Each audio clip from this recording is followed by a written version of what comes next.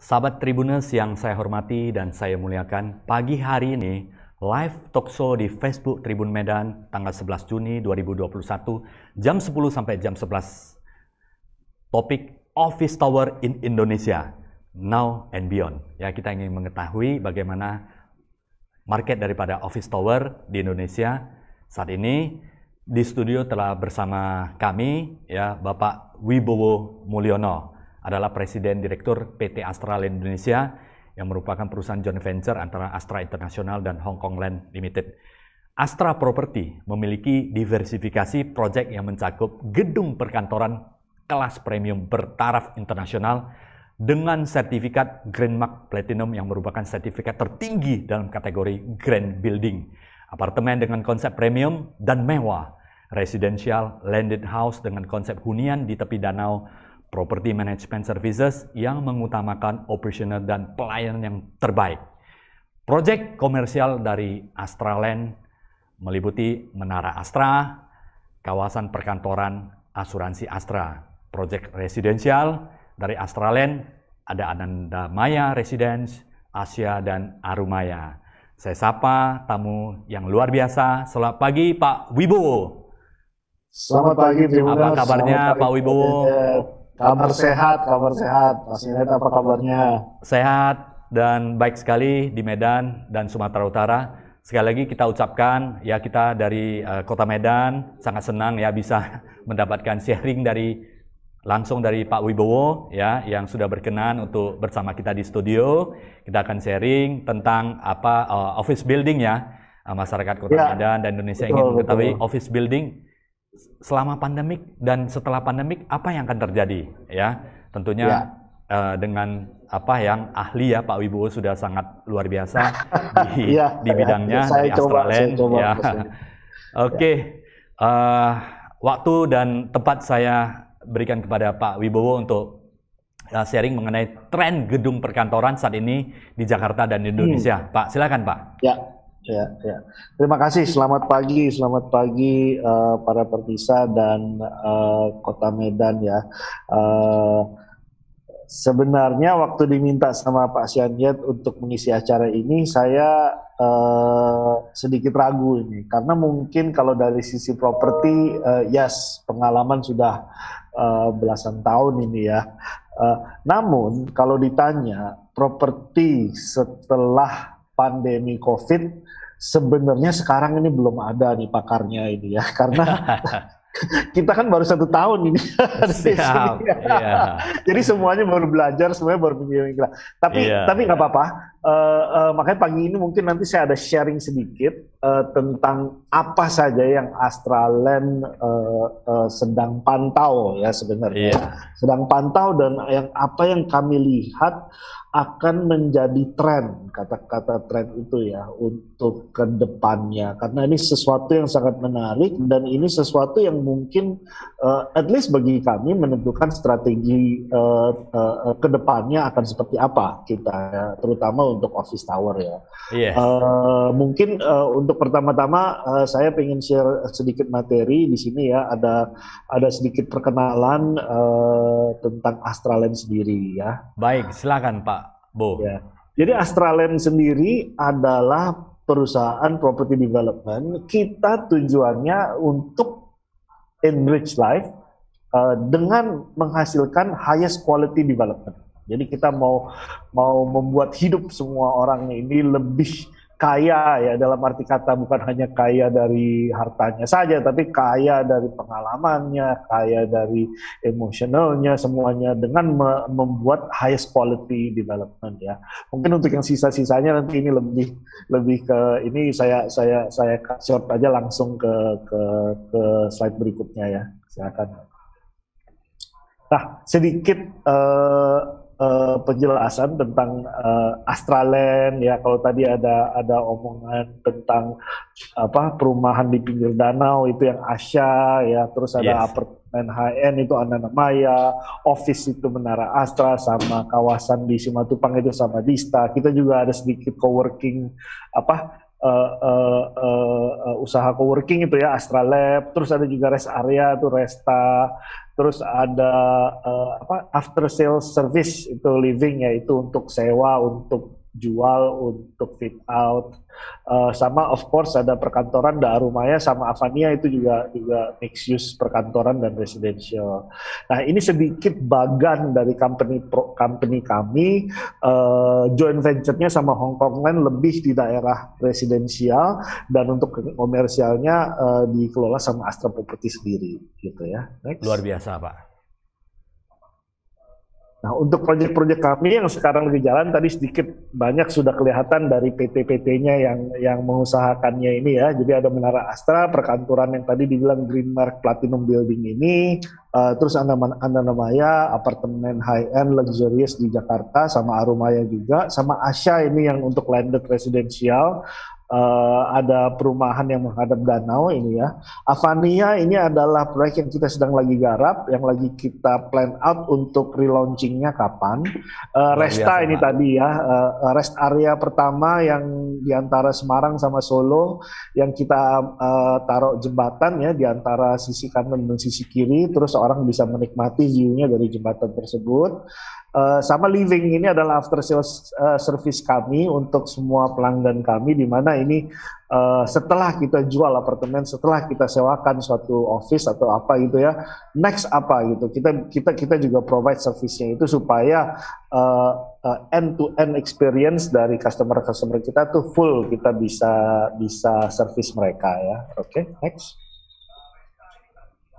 Nah ini sedikit banyak tentang saya, gimana kalau teman-teman ingin kontak saya lumayan aktif di Instagram, alamat email saya juga ada di sini, sedikit banyak, dan ini mungkin nanti akan terlihat nanti ya, saya dulu backgroundnya adalah arsitek, jadi sering gambar-gambar, desain-desain ya, sebelum masuk ke property development, jadi mungkin ada beberapa yang nanti bisa kelihatan sudut pandang saya lebih melihat tentang produk juga ya, tentang produk sebenarnya manifestasi dari perubahan yang sekarang ini, apa yang membuat office tower akan berubah di masa depannya. Oke, next. Oke, sekarang pesan sponsornya tadi udah selesai ya Pak Sianit ya. Kita langsung masuk ke bahannya ini. Jadi mungkin sesi hari ini akan lebih banyak nanti tanya jawab ya Pak Sianit ya. Tapi tanya jawab ini kalau bisa saya frame ke dalam satu mindset dulu, karena frame ini penting ya. Frame ini penting di mana supaya kita nggak diskusinya nggak kemana-mana gitu ya. Jadi kalau kita lihat di properti ini ya, sebenarnya banyak sekali faktor-faktor yang di luar properti yang sebenarnya mempengaruhi properti itu sendiri ya. Change ya, di mana properti ini harus adaptasi nih terhadap semuanya ya. Nah, perubahan-perubahan ini kalau bisa kita kategorikan mana yang jauh dari yang jauh, yang efek yang jauh itu mengimpact efek yang lebih dekat, lama-lama ini akan berubah properti gimana gitu ya untuk kedepannya ya. Jadi pertama-tama kita sekarang vaksin gitu ya, terus ada omongan ekonomi turun gitu ya, recession ya, terus social distancing, sekarang PSBB segala ini, WFH, WFO itu ya, remote working ya, jadi teknologinya sama sekarang. Jadi de-densification, kalau dulu semua orang ke tengah kota, sekarang karena WFH WFO ini semua orang bisa nggak usah ke tengah kota lagi, jadi lebih decentralized ya, di urbanization ya. Ini banyak terjadi di kota-kota besar sekarang. Nah itu semua akibatnya dari itu tadi itu WFH policy ya, health well-being lifestyle, terus personal finance juga, karena ada tadi resesi itu juga semua orang juga mulai mikirin tentang personal finance ya. Ini kenapa penting? Karena apa yang terjadi di level personal ini juga terjadi di level company, dan pengguna office tower itu adalah company ya.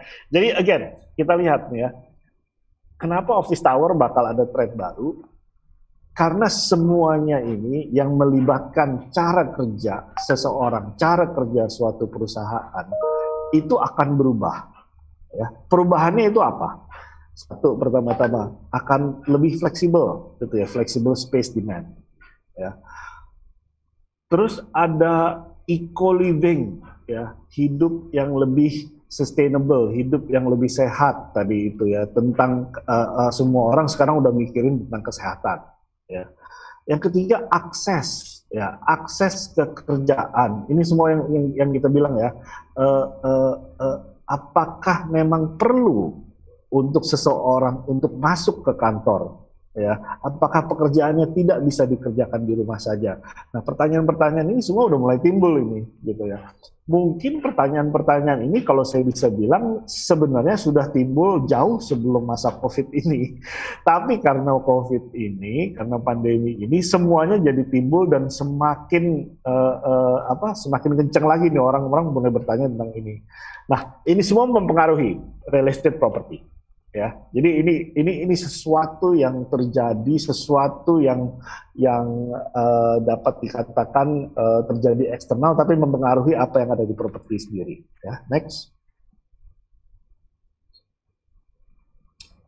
Nah, kalau bisa saya summarize-kan, jadi sebenarnya trends dan innovation change-nya ini ada terjadi di 6 pokok ya, 6 pokok ide. Ya. Jadi pertama-tama adalah desain, post pandemic design. Setelah pandemi ini desain apakah akan berubah? Ya, dengan himbauan pemerintah untuk jarak ya 1,5 meter antara satu sama lain, meja kerja itu 1,2. Itu standar meja kerja kantor. Ya, apakah itu sekarang bisa dipakai? Ya, again. Space requirement-nya akan berubah, ya. Teknologi, ya, internet everywhere, ya, connectivity everywhere. Apakah dengan meeting-meeting online kita bisa lebih produktif? Apakah apakah produktif sama? Apakah berkurang? Apakah lebih? Apa selektif? Mana yang lebih produktif ya, seperti kita misalnya kalau kita melakukan meeting reporting mungkin produktif aja, tapi kalau meeting yang lebih kolaboratif, yang lebih personal ya, komplain ke HRD lewat Zoom sama komplain ke HRD gitu ya lewat face to face kan beda gitu ya. Negosiasi tawar-tawar harga ya lewat Zoom sama negosiasi kalau ketemu muka kan juga beda gitu. Jadi sebenarnya masih ada tempat dan ruang untuk meeting fisik, tapi sebenarnya kita juga mulai sadar bahwa sebenarnya ada tempat dan ruang juga untuk meeting yang elektronik. Ya. WFH setup property. Nah, kalau memang orang-orang sekarang bukan ngomongnya WFH lagi ya, tapi banyak yang ngomong WFA, work from everywhere gitu ya. Banyak sekali teman-teman saya yang udah bilang, aduh Pak Bo, kalau saya WFH itu udah pusing banget deh gitu, banyak sekali urusannya di rumah yang jadi malah jadi buat saya nggak fokus untuk urusan kantor. Oke. Sekarang berarti dibutuhkan satu tempat di mana kalau mereka tidak bisa gabung dengan yang lain, mereka butuh tetap kerja dan butuh tetap efektif. Nah itu apa? Apakah ada di rumah atau apakah ada remote satellite office yang flexible enough supaya bisa serve ya karyawan-karyawannya gitu. Atau ini true story ya, teman saya itu kemarin sempat bekerja di Bali selama 1 bulan. Jadi sebelum Pak Luhut bilang tentang semuanya ayo pergi ke Bali untuk kerja gitu ya, dia udah melakukan. Dia jadi udah pergi waktu itu ke Bali 1 bulan, dia sewa tempat di sana dan dia kerja dari Bali. Karena pekerjaan dia memang baru kali ini dia benar-benar sadar bahwa saya sebenarnya nggak perlu masuk ke kantor untuk mengerjakan kerjaan saya, gitu ya. Dan ini semua bisa dilakukan remotely. Nah tadi itu ini masuk ke de-urbanization. Jadi tadi banyak orang-orang yang sekarang bisa kerja di tempat lain, gitu ya. Aset lain, gitu. Jadi dulu yang company-company yang harus invest ke kantor, invest ke ruangan ini, sekarang mereka harus invest ke yang lain-lain gitu. Jadi bukan aset fisikal, tapi asetnya mungkin teknologi, mungkin sistem yang mereka harus invest ya. Sama yang terakhir ini health conscious ya. Teman-teman semuanya mungkin ada yang tadi itu seperti teman saya nggak perlu masuk kantor, saya bisa kerja remotely. why do I need to go to the office? Ya. Tapi unfortunately, untuk teman-teman kita yang frontliner, ya, kalau di company saya ada sekitar 60-70% itu yang frontliner itu ya, itu tetap harus masuk kantor, tetap fisik harus ada di sana dan mereka tetap harus masuk. Ya. Nah, apa yang menjadi pemikiran mereka pada saat mereka masuk ini? Pasti tentang kesehatan. Ya kan ya, apakah tempat kerja saya dibersihkan secara berkala, didisinfect secara berkala, apakah diadakan tes rapid test atau PCR test atau tes apa secara berkala sebelum kita masuk ya, apakah ada tim penanggulangan COVID yang efektif di tempat kita bekerja. Apakah ada touchless teknologi, meaning bahwa sekarang kalau pencet lift nggak usah pencet-pencet lagi, tapi udah pakai tangan aja atau sudah pakai sensor saja sudah tahu mau ke lantai mana gitu ya. Terus fingerprint segala itu udah nggak usah dipencet lagi, nggak usah disentuh lagi, mungkin pakai Bluetooth, remote sensor, atau mungkin pakai face recognition juga sudah mulai ada teknologinya gitu ya. Terus pengiriman paket-paket juga diterima di satu tempat dulu, didisinfect. Jadi segala sesuatu ini adalah perilaku-perilaku yang kita lakukan setelah pandemi ini ada, gitu ya. Nah, next slide. Ini tadi itu perilaku kita gitu ya. Nah, ini saya sebenarnya mau ngarah kemana nih kalau kita mau ngeliat tren-trennya gitu ya. Nah, kita lihat ke negara-negara di sekitar kita lah ya, di dunia ini ya. Jadi yang paling lama, kenapa kita saya sangat tertarik sama China, karena China ini seems like mereka yang sudah melewati fasenya duluan lah, karena mereka ya unfortunately ini kena duluan ya di China ya. Jadi mereka udah melalui prosesnya duluan gitu ya. Jadi di China ini 87% sudah hybrid work model. Ada yang working dari rumah atau ada yang working dari office atau ada yang berapa hari di rumah, berapa hari di office. Jadi 87% masuknya ke hybrid mereka. Sedangkan yang full time di office itu 12%. Gitu ya. Again, angka-angka ini semua berganti-ganti ya, jalan terus ini ya. Tapi kalau kita lihat ini workplace survey di 2021 ini yang paling kita lihat ya, China itu hybrid. Jadi yang full di office itu 12% gitu ya. Nah, negara-negara lain beda-beda ini semuanya nih. Beda-beda ya, dari sisi berapa yang di office sama berapa yang full di rumah. Yang full di rumah itu yang apa? Yang hijau tuh, ya, yang full di rumah. US seperti kita lihat itu yang full di rumah udah masih separohnya, gitu. Sama kayak Australia, sama kayak di Inggris gitu. Sedangkan di Prancis yang full di rumah kecil 5%, sisanya masuk lagi semua ke kantor, walaupun mungkin dalam kapasitas yang berbeda-beda. Nah, dari sisi properti apa ini? Jadi trennya ya. Yang pertama-tama yang kelihatan langsung dari sini itu adalah demand-nya. Ya, demand dari office tower itu akan berubah. Ya, seperti apa di Indonesia? Unfortunately saya belum tahu. Ya, saya belum tahu secara jelas gitu ya. Namun indikasi mengatakan bahwa demand untuk office workspace itu akan menurun. Nah, kenapa akan menurun? Office workspace yang dalam in the traditional sense ya, in a traditional sense bahwa office workspace yang ada sekarang. Kalau kenapa akan menurun? Karena tadi orang-orang udah mulai mikir nih, gitu. Kalau dulu saya butuh 5 hari di office, apakah sekarang saya bisa cuma 2 hari di office dan masih tetap produktif? Ya, pasti semua HRD, semua perusahaan lagi menganalisa tingkat produktivitas karyawannya. Dan teman-teman semuanya, para pemirsa Tribun Medan ini, kalau saya dengar-dengar dari HRD yang saya tahu, produktivitas WFH, WFO ataupun campuran tidak turun atau bahkan malah ada yang bilang naik lebih efektif gitu ya. Ada sih yang bilang saya lebih pilih kerja di kantor gitu, tapi kalau dari sisi produktivitas tetap jalan semuanya ya. Nah, ini pasti akan membuat semua consider ini tentang requirement suatu tempat kerja gitu ya.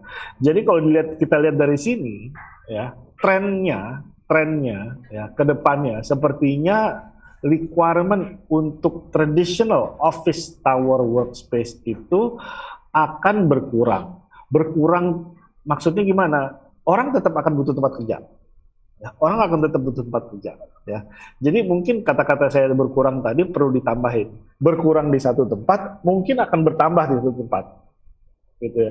Jadi sebenarnya ini kayak ada satu nih pakar properti di Jakarta yang teman saya juga, dia Pak Ali Trangkada ya. Dia selalu bilang ini zero sum game nih sebenarnya Pak Bowo gitu. Jadi kalau di sini berkurang, pasti yang di sini naik gitu loh. Karena orang akan tetap butuh kerja gitu. Orang akan tetap butuh tempat untuk bekerja ya. Di mananya itu that's the key to the trend ya. Tapi kalau kita spesifik ngomong office aja, which is hari ini kayaknya kita ngomongnya office aja, itu akan berkurang tuh di situ ya. Nah, apa yang membuat office tower ini, apa yang harus diperbuat sama office tower ini, atau developer atau siapapun juga yang pengen invest ke office tower ini ya. Nah, office tower ini sebenarnya harus pivot ini, harus melihat peluang bisnis di tempat lain gitu ya. Contoh ya. Sekarang semuanya office tower ini banyak yang membuat let's say sewa 5 tahun gitu ya, sewa semakin panjang. Kita tidak menerima sewa lebih pendek dari 5 tahun atau lebih pendek dari 3 tahun gitu ya. Nah, dengan situasi kondisi seperti ini, mereka harus menawarkan fleksibilitas yang lebih tinggi kepada customer mereka, karena customer mereka juga masih wait and see, juga masih melihat mereka ingin fleksibilitas tersebut. Jadi paket-paket yang ditawarkan oleh office tower ini juga harus mengikuti fleksibilitas yang diinginkan customer yang tadi itu, gitu ya. Sama yang kedua, yang saya kira lumayan penting juga tadi itu concern tentang health dan well-being, ya. Jadi kalau dulu itu kita nggak pernah yang ngomong kantor saya didisinfektan setiap 4 jam gitu, kantor saya didisinfektan setiap sehari 3 kali gitu ya. Nah sekarang itu menjadi sesuatu yang penting ya. Terus tempat-tempat di mana mungkin bisa diisolasi untuk mengadakan rapid test berkala itu juga penting ya, karena mungkin ada company yang pengen punya policy berbeda. Ya, jadi saya tahu ada company yang kemarin setelah libur Lebaran sebelum karyawannya masuk harus tes dulu. Nah itu gimana gitu loh, supaya karyawannya juga nyaman, bisa langsung datang, bisa langsung tes, dinyatakan oke, negatif, bisa langsung masuk kerja gitu ya. Kalau yang enggak, oke, dilihat dulu observasi. So fasilitas-fasilitas seperti itu yang dapat menjawab ya kebutuhan baru dari policy yang baru ini tentang kerja kita, itu akan dicari tuh. Office yang seperti itu yang akan survive ya. Pada akhir kata sebenarnya office trend di Indonesia ini tidak jauh berbeda sama tren properti di Indonesia gitu ya. Tren properti dan real estate itu sangat erat sekali sama tadi itu, efek-efek dari perilaku hidup manusia di tempat yang ada gitu ya. Ini kita lihat contohnya di negara-negara lain, efek dari pandemi Covid ini yang membuat perubahan di penggunaan tempat kerja, penggunaan office gitu ya. Saya kira tren office di Indonesia juga pasti akan terimpact dari perilaku hidup manusianya gitu ya. Kalau memang perilaku hidup manusianya ini akan tetap begini, dan sepertinya akan tetap begini ya, karena protokol kesehatan akan terus dijaga gitu ya. Social distancing juga akan terus dijaga gitu ya. Gimana caranya office tower di Indonesia ini bisa respon ke kebutuhan tempat untuk melakukan hal-hal tersebut gitu loh. Karena at the end of the day, kalau kita tanya pada diri kita sendiri, ya, kenapa saya harus masuk ke kantor? Ya.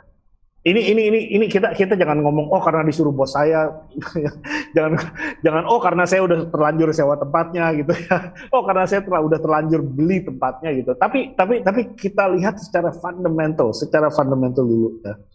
Kenapa saya butuh tempat kerja di kantor? Apakah yang saya kerjakan di kantor tersebut tidak bisa saya kerjakan di rumah atau di tempat lain? Gitu ya. Most likely ada sebagian dan mungkin sebagian besar dari kita yang bisa menjawab pertanyaan tersebut dengan sebenarnya tempatnya sih nggak gitu masalah ya Pak Bowo ya, gitu loh. Nah, untuk orang-orang ini termasuk saya nih ya, tempatnya nggak terlalu masalah gitu ya. Sebenarnya kenapa kita butuh kantor? Ya, kita harus tanya itu tuh untuk melihat tren office ke depannya. Jadi yang pertama, udah pasti kita masuk kantor kita ngomongnya, oh saya butuh komunikasi sama rekan kerja saya butuh bicara sama mereka, saya butuh koordinasi gitu ya, komunikasi untuk kerjaan satu. Gitu ya. Yang kedua mungkin perangkat kerjanya saya nggak ada di rumah Pak gitu loh, harus ada perangkat kerja di kantor. Ini mungkin ya untuk yang harus masuk kerja dan perangkat kerjanya cuma ada di kantor gitu ya, itu mungkin. Sama yang ketiga dan menurut saya ini yang menjadi alasan setelah kalau dua-duanya ini bisa dijawab dengan working from home. Wah sebenarnya saya bisa kerjain semuanya itu dari remotely. Cuman sisa satu sebenarnya yang membuat kita masih pengen masuk ke kantor. Ya. Jadi itu sense of belonging yang saya bilang ini untuk socializing lah. Untuk socializing bukan berarti dalam kata hahaha ya. Tapi menjalin hubungan yang walaupun masih profesional, tapi menjalin hubungan baik dengan rekan kerja ya. Dan juga socializing ini masuk ke dalam kategori di mana dia merasa dia adalah bagian dari suatu company. Wih, saya kerja di Astraland loh, ini kantor saya nih bagus nih, ini teman-teman kerja saya di Astraland, semua pinter-pinter semuanya, diskusinya juga enak sama mereka, saya nyaman ini kerja di sini, saya bangga kerja di Astraland. Itu jadi simbol satu tempat kerja di mana kita merasa bagian dari suatu company, bagian dari satu purpose yang lebih besar, gitu ya. Saya kira tempat kerja itu value-nya jadi lebih condong ke sana sekarang ya. Karena kalau dari sisi teknikalnya, apakah kerjaan yang bisa kita lakukan ini bisa kita lakukan di rumah? Ya mungkin sebagian besar kita akan jawab iya gitu loh. Namun kalau kita lihat satu sisi lagi, office tower ya, kenapa kita masih akan butuh tempat kerja office tower ini? Karena tadi itu, yang terakhir itu, socializing-nya, ketemu sama rekan kerja, ya berkolaborasi sama teman kerja, brainstorming, buat ide baru gitu ya. Nah, kalau itu yang dibutuhkan dari suatu office, kalau teman-teman semua pernah ke dalam suatu office ya, itu kan tempat kerja kan satu kayak dikandangin gitu ya. Nah kalau yang itu sudah bisa kita pindahkan ke tempat lain, ke rumah atau ke remote working gitu ya. Tempat kerja kita bentuknya akan seperti apa? Akan bentuknya lebih menjadi tempat kolaborasi gitu ya. Nah bentuk-bentuk tempat kolaborasi ini membutuhkan office tower yang seperti apa? Office tower yang akan fungsinya akan banyak tempat kolaborasi itu butuh teknologi seperti apa. Nah, kumpulan office tower yang seperti ini akan membutuhkan real estate seperti apa. Nah, ini adalah sebenarnya tren ke depannya yang saya sangat excited sebenarnya ya untuk melihat di Indonesia ini akan seperti apa. Tapi kami di Astraland melihatnya seperti itu gitu loh. Jadi conventional office tower menurut kami sudah akan ditinggalkan. Dan future office tower akan lebih concern tadi itu sama tempat kolaborasi, tempat socializing, tempat cultural untuk suatu company, sama dan tidak kalah pentingnya mengutamakan teknologi, dan yang ketiga adalah lebih mengutamakan kesehatan ya, health conscious tadi itu ya. Saya kira itu office tower di masa depan yang akan yang sepertinya akan terbentuk ya.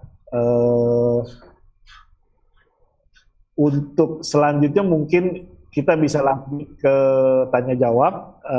Kalau memang misalnya ada pertanyaan, tapi saya mau tutup dengan satu cerita ini ya.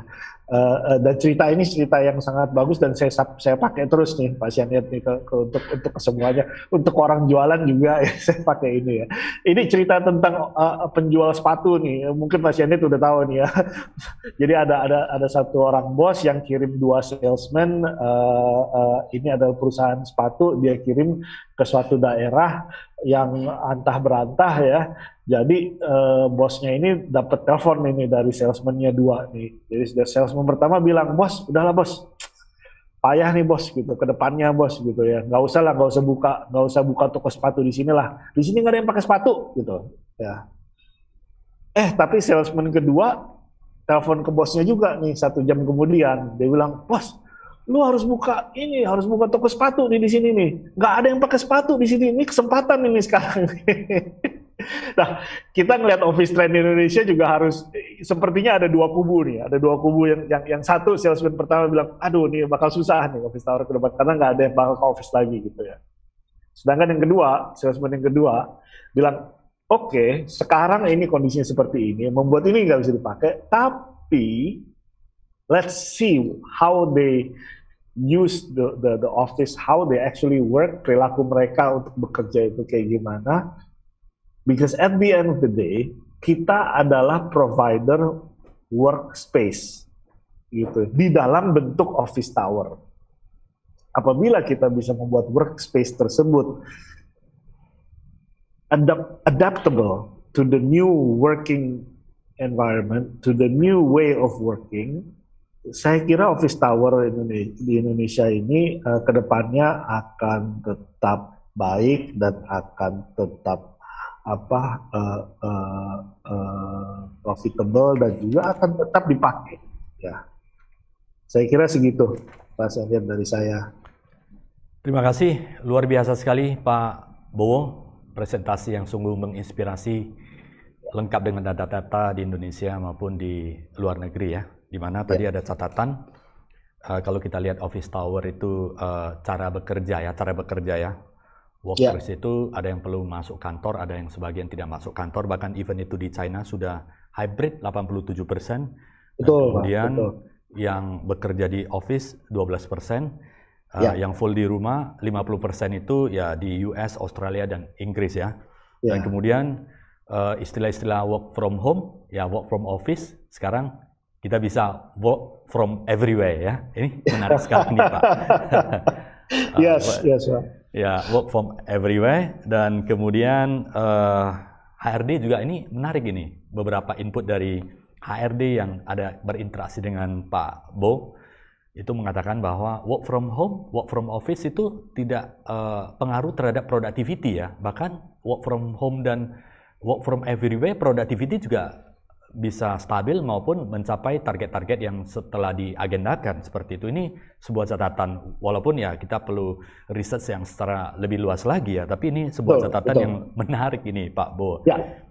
Dan kemudian office tower, kalau mau sukses di office tower ya kita harus adaptif ya Pak Bo ya, di mana sewa lebih fleksibel dan kemudian respon terhadap kebutuhan ya, yang ada 3 tadi, the future office tower, yaitu adaptif terhadap teknologi, kita bisa bekerja dengan maksimal. Yang kedua adalah bisa tempat sosialisasi, dan yang ketiga adalah health care conscious ya, di mana kita peduli terhadap kesehatan dan sebagainya, jaga jarak dan sebagainya.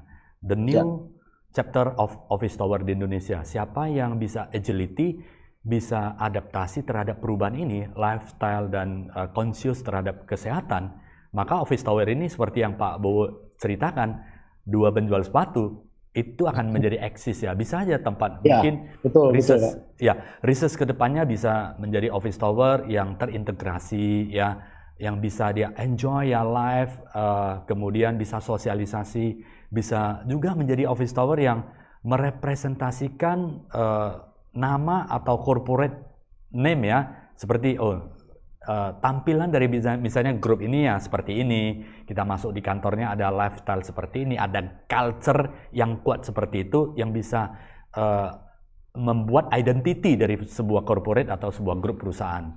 Nah, kemudian kenapa harus masuk kantor? Ya, ini menarik ini karena ada sense of belonging. Artinya saya masih di Astra loh, seperti itu ya Pak ya. Kemudian saya masih I'm part of Astra, kan kebanggaan kita ya, kebanggaan kita perusahaan yang disegani, dihormati. Mungkin company-nya terserah ditaruh nama. Kalau saya masuk, saya adalah bagian dari Astra Land Indonesia gitu. Mungkin kalau untuk company-company lain kan, saya bagian dari BCA, saya bagian dari apa gitu ya, dari Pertamina, dari Telkomsel gitu. Itu bisa diisi nama company sendiri ya Pak ya. Iya. Bagian dari Pertamina, bagian dari BCA dan sebagainya. Artinya office tower ini menjadi sebuah identity nantinya ya. Identity bisa sosialisasi sebuah prestis ya. Kenapa harus ada di tower? Jadi bukan hanya kebutuhan office untuk tempat bekerja, tapi more than that ya, seperti kita berinteraksi, sosialisasi, dan kemudian sebuah identity dari corporate. Nah, inilah yang sebenarnya lagi di research, lagi ditemukan jawabannya bagi semua developer daripada office tower untuk menjawab tantangan kebutuhan ke depan ya. Tidak akan hilang, tetapi bagaimana konsep delivery sudah pasti beda ya. Tadi seperti yang disampaikan, office itu ya ruang kerja itu harus ada jarak 1,2 meter. Kemudian harus ada desinfektan dan sebagainya.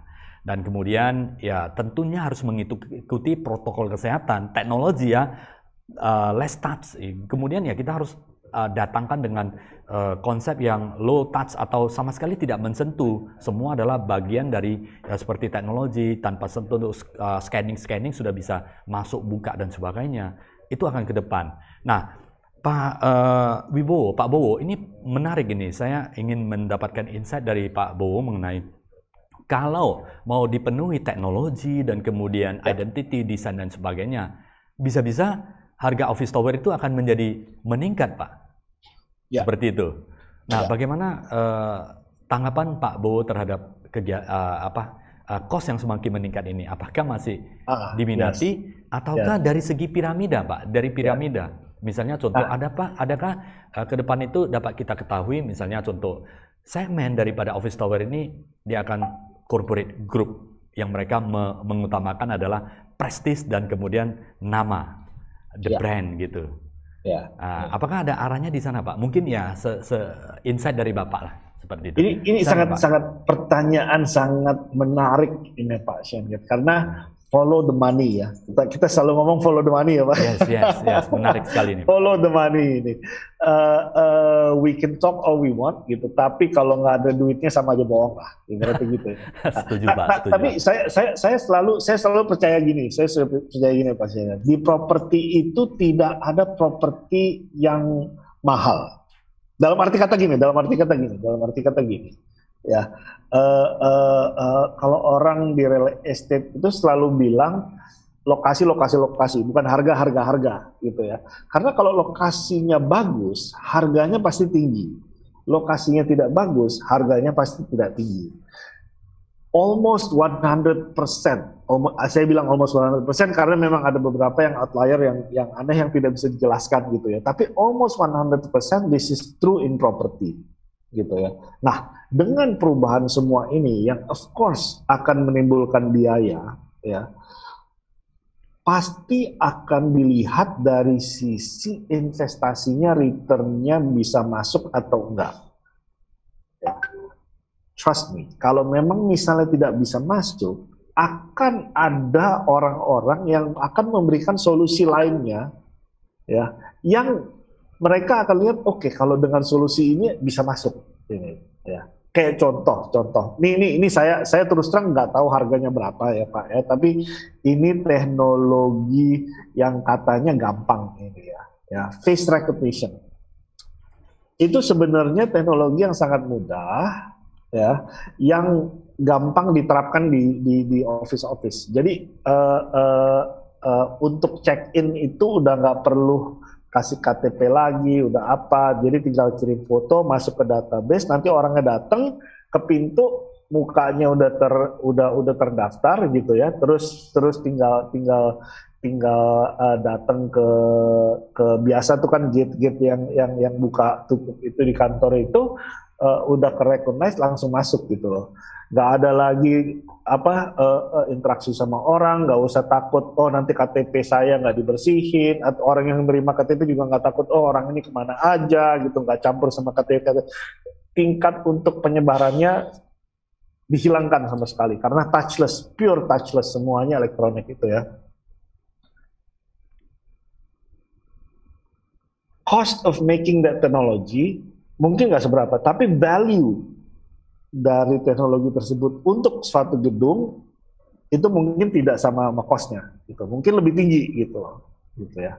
Nah, apabila cost-nya ini lebih tinggi daripada value-nya, I'm sure there will be other technology atau other solution yang cost-nya akan lebih rendah daripada value-nya, gitu ya. Jadi kalau misalnya teknologi itu tidak ada, mungkin akan ganti sama teknologi lainnya, gitu ya. Mungkin akan ada workaround dari hal tersebut, atau mungkin akan ada provider yang membuat solusi yang sama dengan harga yang lebih murah, gitu ya. Jadi saya yakin semua solusi-solusinya ini karena terus terang kayak vaksin gitu ya.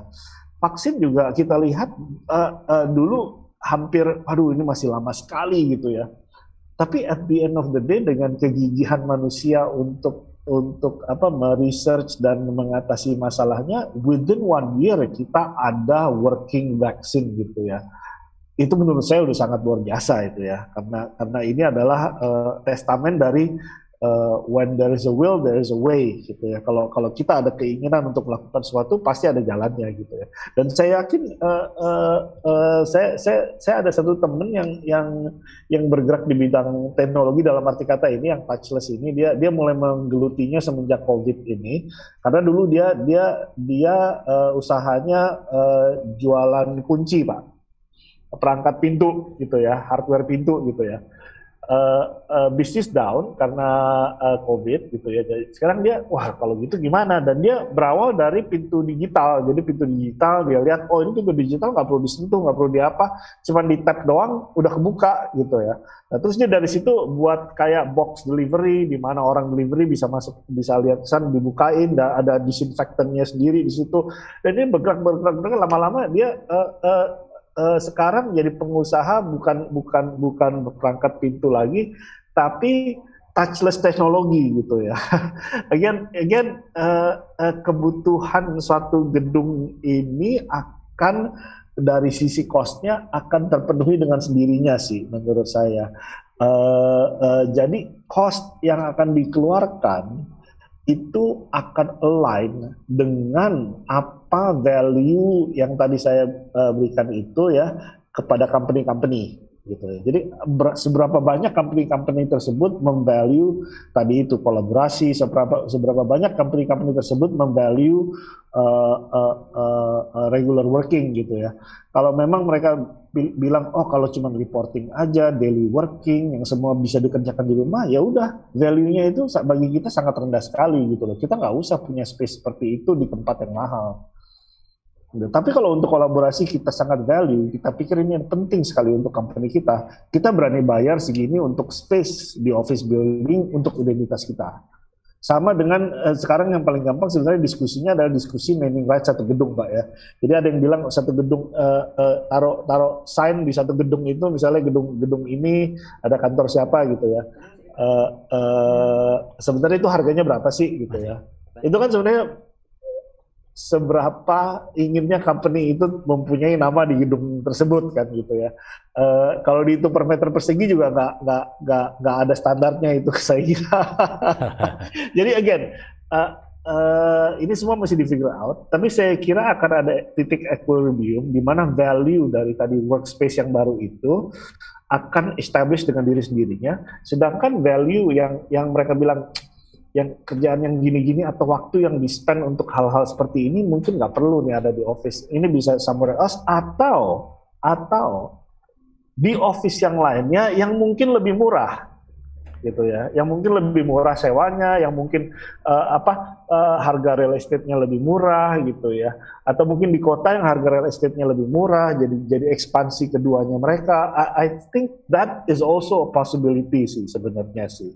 Makanya kalau kita lihat di Amerika sudah mulai tuh ada tuh perkembangan real estate komersial di kota-kota secondary tier. Jadi yang kota-kota dibilang yang versus itu sudah mulai melihat gimana caranya orang-orang mereka itu bisa kerja juga, tapi di sekitaran, bukan di tengah kota lagi gitu loh. Nah ini membuat tadi itu office atau tempat kerja yang di sekitarnya itu tingkat okupansinya bisa naik lagi gitu. Jadi ini mungkin jadi satu tren juga yang bisa terjadi gitu ya. Tapi kalau mengenai harga, mengenai cost, itu akan ada value propositionnya sendiri itu nanti Pak. Dengan apa yang kita lakukan semuanya ini untuk satu office, apakah itu valuable enough for us as a company to go into that office? Kalau enggak, they will not go into there. Gitu. Dan ini nanti akan ada sendiri, oh berarti cost-nya ini harus turun nih gitu. Itu akan ada permainannya sendiri itu di situ tuh, akan ada adjustment-nya sendiri.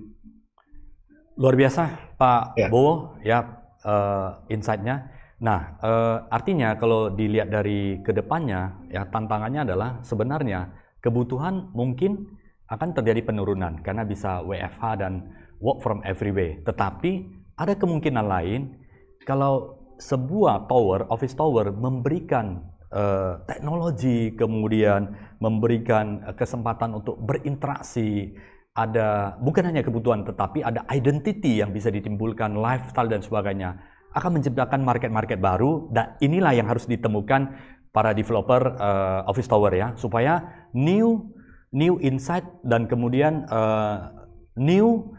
kebutuhan, new needs daripada office tower itu semakin berkembang, apakah untuk mengisi prestisnya, mengisi behaviornya, mengisi aktivitas-aktivitas yang akan ditemukan ke depannya. Ini akan menciptakan sebuah demand baru lagi terhadap office tower. Nah, kita tunggu nih, pasti nanti akan sesuatu yang menarik ke depannya ini. Bisa saja itu semakin ramai, bisa saja terjadi kan. Kita lihat ya, penjualan McD kan dua hari lalu kan bekerja sama dengan BTS ini adalah luar biasa sekali.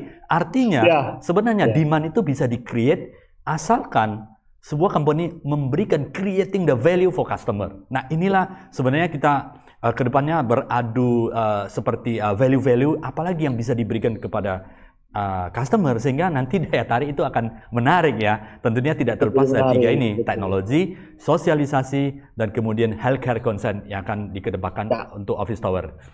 Betul, ini pertanyaan sudah luar biasa Pak ya, interaksi sudah cukup panjang juga, tidak terasa ini butuh waktu yang agak panjang. Oke, ini pertanyaan bisa agak panjang dan sekaligus nanti kita akan dua lagi pertanyaan ya Pak ya.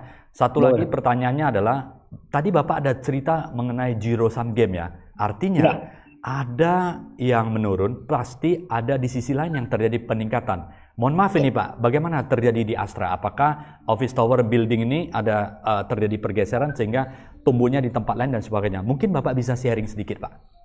Ya, bisa Pak. Jadi begini Pak, untuk data office tower di Jakarta sekarang ini even sebelum COVID itu kita memang oversupply Pak. Ya, jadi dari office tower Jakarta, kalau kita tanya dari semua konsultan, walaupun semua pemain properti itu kita semua oversupply dari sisi datanya ini ya. Nah, dengan adanya COVID semua ini, kita melihat memang masih wait and see semuanya. Terlihat dari kalau new inquiries, kalau dulu orang banyak yang tanya-tanya untuk ekspansi, untuk apa gitu ya. Sekarang inquiries-nya ini lebih untuk pindah. Jadi naiknya, new demand-nya itu naiknya lebih kecil gitu ya. Dan of course ini juga ada impact dari ekonomi yang lesu ini ya Pak ya. Jadi new demand itu kan biasanya kan dari perekonomian itu kalau naik itu biasa banyak new demand gitu ya. Nah, eh, kita melihatnya bahwa oke, semuanya ini masih wait and see karena ini baru jalan setahun dan kemungkinan besar ini yang hampir pasti ini bahwa mereka semua masih kontrak nih Pak. Kontraknya masih 3 tahun, masih 5 tahun gitu ya. Namun sudah ada diskusi-diskusi di mana kalau kita minta inquiry baru, itu mereka lihat saya lagi hitung, gitu. Nah, lagi hitung apa ini sebenarnya Pak? Ini yang kita pengen tahu kan ini ya. Company ini lagi hitung apa? Yang kita udah tahu, kalau untuk office tower mereka pasti lagi hitung OPEX Pak. Operational expense. Karena company saya juga ngitung OPEX untuk 5 tahun ke depan, gimana caranya kita supaya survive kita. Dan saya yakin semua company di Indonesia juga lagi ngitung OPEX. Karena, yes, we know, these next several years will be tough, Pak. Karena ekonomi lesu ya, walaupun sudah kelihatan akan naik, juga semuanya pasti akan hati-hati. Gitu. Semua akan ngitung OPEX. Nah, office tower sebenarnya itu kan dari OPEX suatu company, gitu ya, dari OPEX suatu company. Kita melihat sebenarnya untuk demand dari di luar CBD itu lumayan stabil malahan, gitu ya. Bukan berarti terus ujuk-ujuk kita akan langsung buat kantor di luar CBD, bukan. Karena memang statusnya tadi itu yang saya bilang itu dari pertama itu ya, karena memang oversupply. Jadi company-company ini kalau kita lihat dari demand yang sudah menurun dan demand yang sudah stabil bahkan cenderung naik, mereka udah melirik ini bahwa sebenarnya kalau ada beberapa fungsi dari pekerjaan mereka yang kenapa saya nggak pilih sesuatu yang lebih murah aja gitu loh. Mungkin mereka nggak consider working from home exactly. Ada sih beberapa yang working from home udah menjadi policy-nya itu ya. Namun saya kira masih banyak juga yang consider bahwa oke, kalau nanti kita akan masuk lagi, karena toh kita harus split juga workforce-nya. Ini mungkin ada hubungannya sama tadi itu ya. Yang saya belum sentuh sama sekali itu adalah company juga melakukan business continuing plan, Pak. Jadi sebenarnya kalau misalnya ada apa-apa, ada cluster COVID di satu kantor di mana mereka semua masuk di situ ya, terus satu itu kena gitu kan, company itu nggak jalan nih selama 2 minggu gitu, harus diisolasi kan ya. Nah, mereka biasa split tempat kerja mereka tuh, ada yang kerja di sini atau yang sebagainya. Nah, ini jadi salah satu consideration mereka. Jadi sebenarnya nggak semua dijadiin satu tempat, dijadiin 2 tempat atau 3 lokasi, di mana misalnya ada satu lokasi yang amit-amit gitu ya sampai terjangkit COVID dan harus ditutup atau diisolasi untuk dilihat gitu ya, bisnis masih bisa jalan terus. Nah ini yang kita lihat sebenarnya. Jadi dari sisi demand-nya udah kelihatan bahwa sebenarnya yang di luar karena satu yang di luar dari CBD ya, karena satu mungkin of course consideration dari harga, operational expense tadi itu ya. Dua sebenarnya juga it's part of their business continuing plan karena dengan situasi COVID pandemi seperti ini. Mereka semakin sadar bahwa mereka butuh suatu plan di mana kalau misalnya ada apa-apa itu kelangsungan perusahaan masih tetap bisa jalan, gitu ya. Jadi ini yang kita lihat dari seenggaknya kalau di Jakarta kasusnya begitu, di mana kita lupakan dulu demand yang tidak bisa ngikutin dari supply-nya ya, karena itu ya. Biasalah kita semua developer kan pengen make money, jadi begitu dulu 2012 kita lihat office masih kurang, semuanya develop office. Sekarang karena develop, waduh ini jadi kebanyakan office-nya nih. Tapi itu kita lupakan dulu, kita kesampingkan dulu. Kita lihat dari new demand aja gitu ya. Nah ini new demand yang kita lihat dari kalau sisi dari daerahnya, memang kalau yang di luar CBD ini cenderung stabil dan mengalami peningkatan gitu. Tapi kalau di CBD ini justru ini tempat yang pindah-pindah nih untuk new space, new office. Malah ada beberapa yang pindah untuk lebih kecil gitu loh. Space-nya lebih kecil. Kalau dulu misalnya 1000 meter, sekarang pindah mereka cuma butuh 600 atau 700 meter. Itu sepertinya tren yang ada sekarang ya. Baik, Pak Bowo, luar biasa.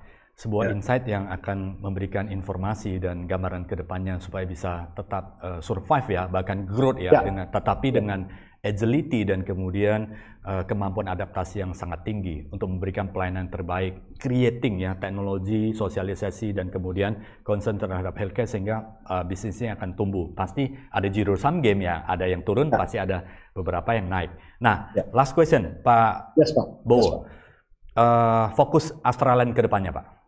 Yes. Jadi fokus kami ke depannya sebenarnya tidak berpindah dari tujuan utama kita tadi itu. Yang pertama-tama saya bilang, kita mau enrich life, memperkaya kehidupan gitu ya. Of course dari sisi ekonomi financial, yes, we want to have the best investment product segala semuanya gitu ya. Tapi dari sisi produknya kita juga, kita ingin memperkaya experience-nya. Kita ingin supaya semuanya yang pakai produk kita, baik itu perkantoran, baik itu perumahan, baik itu apartemen, baik itu ruko ya, supaya experience-nya nyaman. Ya, dan ini fokus kita untuk kedepannya. Jadi kita fokus lagi ke desain dan konsep awal untuk meluncurkan proyek-proyek baru yang responsif terhadap situasi sekarang ini. Gitu ya. Produk-produk kita yang sudah jalan pun juga kita kaji ulang, Pak Senior. Jadi seperti kayak ini sorry rada masuk ke perumahan ini karena baru fresh kemarin ini saya review desainnya ya. Jadi perumahan kami yang di Asia itu sekarang kita adakan satu ruangan yang namanya flexible room dan lumayan besar ini.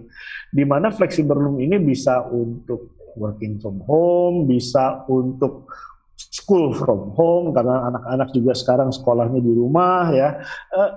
Ini adalah jawaban kami terhadap gaya hidup yang baru sekarang ini ya. Nah, untuk proyek perkantoran sendiri yang kami sedang melihat ini, sebenarnya kami melihat dari sisi mix tenancy dan mix usage dari gedung tersebut. Jadi kayak ada yang satu di Avania itu integrated project, office dan apartemen. Office-nya sendiri ini kita sedang mengkaji sebenarnya apakah ada mix retail, ada mix sama residential yang di belakang itu yang ideal, di mana bisa live, work di daerah yang sama sehingga standar kualitas dari kesehatan, dari tadi itu health conscious-nya itu tetap bisa terjaga di satu itu. Jadi orangnya comfortable untuk stay di sana terus gitu ya. Itu juga sedang kita pikirkan itu untuk apa? Untuk yang Avania, penggunaan teknologi smart home gitu-gitu itu juga sangat kita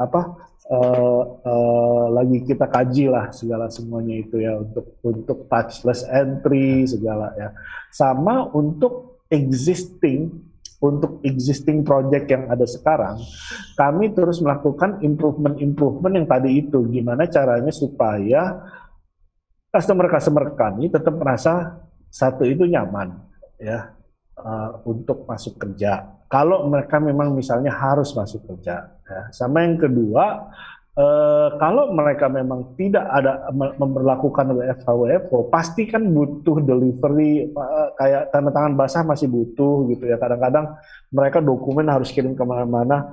Nah, pusat penerimaan dokumen di satu gedung itu kadang-kadang jarang dipikirkan tuh, Pak.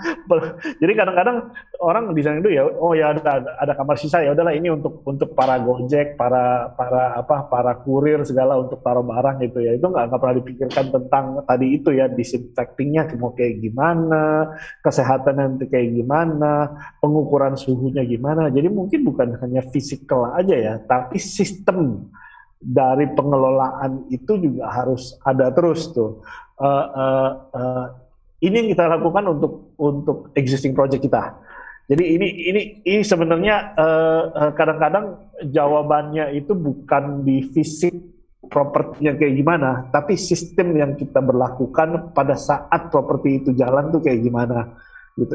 Itu yang saya kira bisa saya share ya untuk apa yang Astral lakukan dan kedepannya kita kayak gimana improving existing products kayak gimana sama terobosan-terobosan baru dari sisi produk apa yang kita bisa tawarkan untuk menjawab tadi itu perubahan perilaku atau adjustment, mungkin bukan perubahan ya, adjustment perilaku yang kita semua harus hadapi karena pandemi ini. Baik, terima kasih Pak Wibowo, Pak Bowo atas sharingnya yang luar biasa. Terima kasih. Pagi hari ini Astraland yang selalu enrich life dan selalu memberikan experience yang luar biasa, dan doa kita semoga Astraland selalu menjadi pilihan utama masyarakat Indonesia. Sukses selalu untuk Pak Bowo beserta tim Astraland. Sampai jumpa di kesempatan yang lain ya, sharingnya bersama Pak Bowo, dan sampai jumpa untuk sahabat Tribuners yang saya hormati, saya muliakan. Kita lanjut lagi ke episode yang selalu menarik untuk Anda. Terima kasih. Sukses selalu Pak Bowo. Thank you ya sharingnya. Terima kasih Pak Senior. Ya. Terima kasih para Tribuners.